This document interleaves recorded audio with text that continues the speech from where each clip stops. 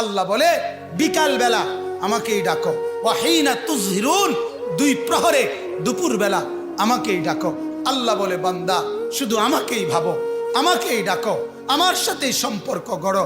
কাজেই মুসলমান, আপনার যে সন্তান ফজরের নামাজের সেজদা কপালে জোটে না, আমি বললাম আমার নাম আনিসুর রহমান, আমি চ্যালেঞ্জ করলাম আপনার যেই ছেলে ফজরের নামাজ পড়ে না, মেয়ে ফজরের নামাজ পড়ে না, এ ভদ্র না, ভদ্র নয়, ভদ্র নয়, অসভ্য, অসভ্য, অসভ্য। তুমি যদি সাহস থাকে তো তুমি প্রতিবাদ করো, তুমি যুক্তি দাও, আমি বসুন্ধর কারণে তুমি বলো। সেজদাবিহীন কোন মুসলমান ইমানদারের ছেলে, মেয়ে, বিবি যার কপালে সেজদা নাই, সে শিক্ষিত হয় নাই, সে সভ্য হয় নাই, সে ভদ্র হয় নাই। আল্লাহ কোরআনে বলছে ইবলিসকে, ইবলিস তুই সেজদা করলি না, অহংকার করেছিস, তুই বের হ আমার থেকে। জন্য যে সেজদা করে না সে অহংকারী, আর অহংকারীকে ভদ্র বলে না। কথা বলেন না কেন? অহংকারীকে কি বলে না?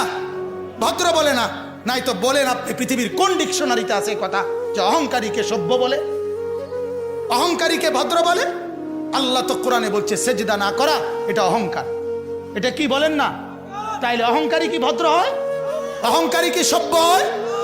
অতএব ছেলেকে ভদ্র বানান, ছেলেকে সভ্য বানান। পড়েন আপনি, কোনো সমস্যা নাই, বাংলা পড়েন, অঙ্ক পড়েন, ইংরেজি পড়েন, পদার্থ পড়েন, জীববিজ্ঞান পড়েন, হিমালয় পর্বত ফুরাডা ফইরা বাইতে যায় পড়েন, কোনো মানা নাই। আটলান্টিক মহাসাগর পইরা বাইতে নালান, কোনো আপত্তি নাই। কিন্তু কোরআন বাদ দিলেন কেন? সেজদা বাদ দিলেন কেন? গোলামি বাদ দিলেন কেন? বন্দিগি বাদ দিলেন কেন? আল্লাহকে ছেড়ে দিলেন কেন? আল্লাহর সাথে দুশ্মনী কেন?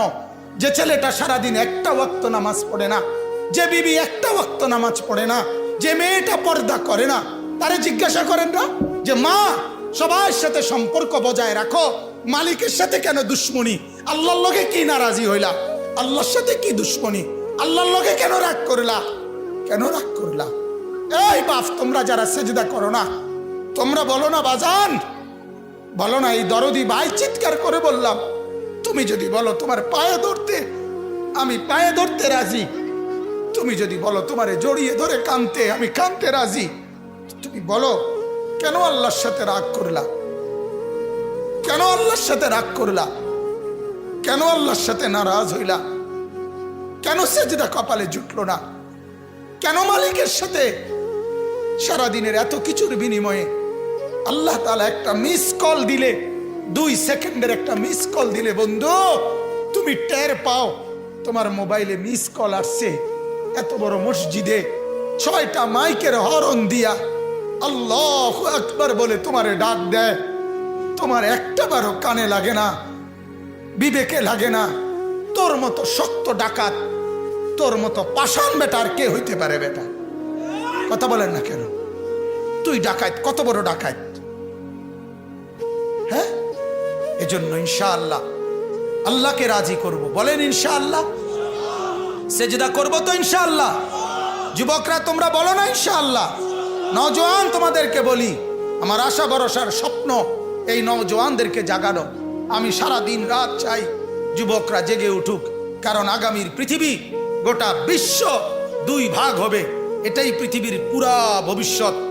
এক ভাগ পুরাপুরি দাজ্জালের অনুসারী কাফের, আরেক ভাগ মাহাদির অনুসারী ইমানদার। এই 2 ভাগে পৃথিবী অচিরেই বিভক্ত হয়ে যাবে। তুমি যদি মাহাদির পক্ষে থাকতে না পারো, তুমি যদি দাজ্জালের ধোকায় পড়ে যাও, আল্লাহর কসম ঈমান নিয়ে কবরে যাইতে পারবা না। অতএব আমি তোমার ঈমান চাই, আমি যুবকের ঈমান চাই, আমি যুবকের আখিরাত চাই। আল্লাহ তাআলা আমাদের প্রত্যেককে ঈমান আমলের দৌড়